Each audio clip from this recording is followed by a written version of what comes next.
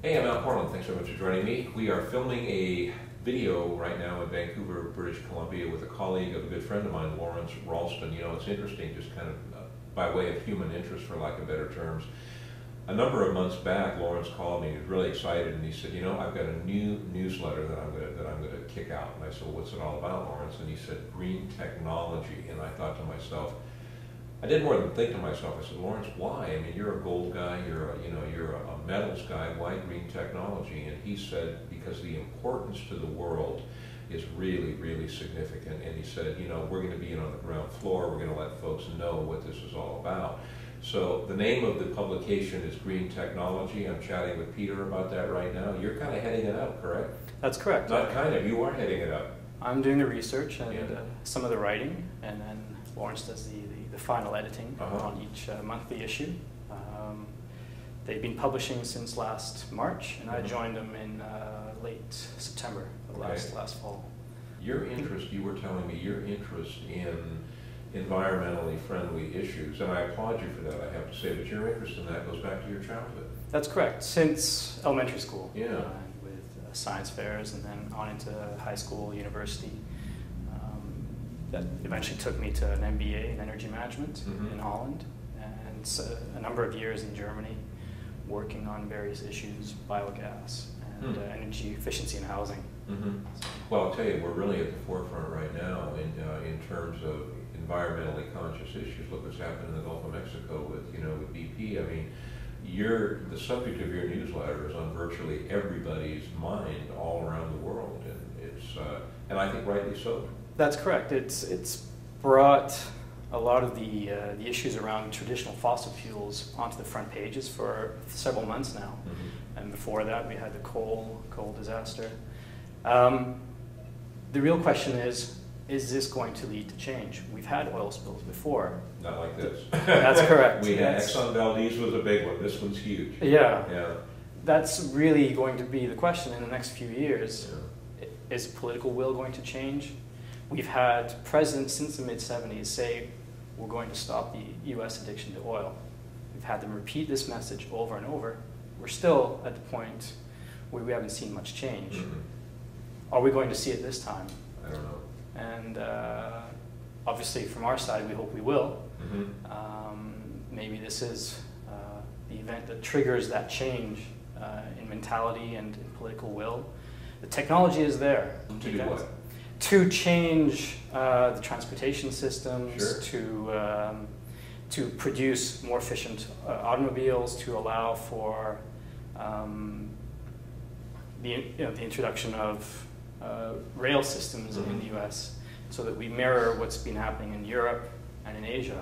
Well, you know, I guess the question that I would have is, because I agree with you completely, I don't think there's any question about that. I think any sane individual would have to agree with that.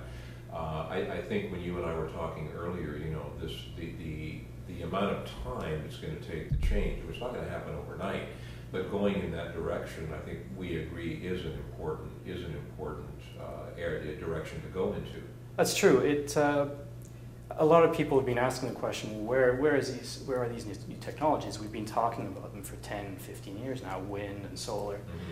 The reality is that it takes 25 to 30 years for a new energy resource, to get 1 to 2% of the overall energy supply. So we're now coming into that period where, if we continue on the current growth rates with wind power and solar, we will see dramatic, measurable change in the amount of energy that we get from non-fossil fuels. Now, obviously, you're heading up green technology because you believe there is potential there for profitable investment, so to speak. Tell us a little bit about the publication and why you feel that there are profit opportunities available there. Yes, Lawrence saw the potential of the new sources of energy, new technology, and wanted to introduce subscribers to the opportunities in the field. And he felt there wasn't enough attention being paid to those new companies that were coming onto the scene, and that's our aim, to give them that publicity. I think when a guy like Lawrence Ralston, who's been around for easily as long as I have in terms of this industry, 25, 30 years, when somebody is, you know, of that stature puts out something like this and actually puts his own money up and says, you know, we've got to make people aware. I mean, that I think is a real endorsement for the issue, because I think, you know, you have to admit in the resource industry there are some pretty conservative individuals who perhaps don't fall philosophically in line with where you're coming from. Right. Not to say a majority, but, you know, but there are some. Sure. I have listeners to my radio show that definitely fall into that category. But, you know, to have an endorsement like that from somebody who is a respected member of the industry, I think is really, really important. And I think it shows, you know, the real value there.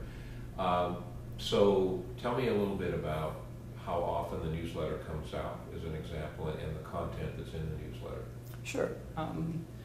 It comes out once a month, and we provide, to start, an overview of the latest issues, for example, or we provide an overview of a certain sector. We did a 3-part series on wind. We have looked at transportation just in the last couple months. And then we introduce 1 to 2 companies that we feel are providing a technology or an answer to the issues that we raise. Then we also provide updates on the companies that we've already been covering.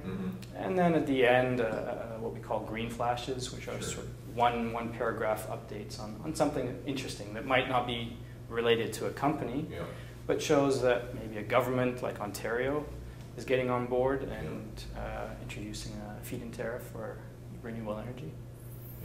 So this is the format of the newsletter. Correct me if I'm wrong, because but I don't think I am in this, because I've known your colleague, boss, whatever that relationship is. I've known him for a long time, and the thing that sets Lawrence apart from some of the other folks is companies that you guys mention in your newsletter that you write about as an example. Companies don't pay for that. They can't pay to get into your newsletter. That's a very important. And it's critical, and I applaud you guys for that. Yeah, I agree. That's a very important point. We are paid strictly by our subscribers. Right. We are not in any way influenced or compensated by the companies that we introduce. Right. And I think that sets us apart in the industry from many other newsletters.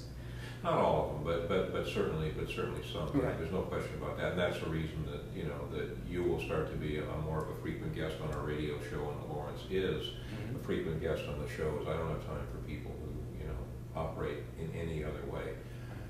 GreenTech is important. We are living in a world right now, as evidenced by some of the current events that are going on, where it has to be of paramount concern to everybody. That's not to say anything detrimental about the current status of the mining industry, because I don't feel that way at all. But we do need to go in the direction of promoting environmentally conscious issues. If you want more information, seriously, on the Green Technology publication, I think, you know, I would have to say click on the banner on our website. You can get all the information that you want. And I'm going out on a limb when I say this, but I'll bet you if you call your office, Peter would probably chat with any one of you who had any questions. Be more than happy to. Peter, thank you so much. Thank you all.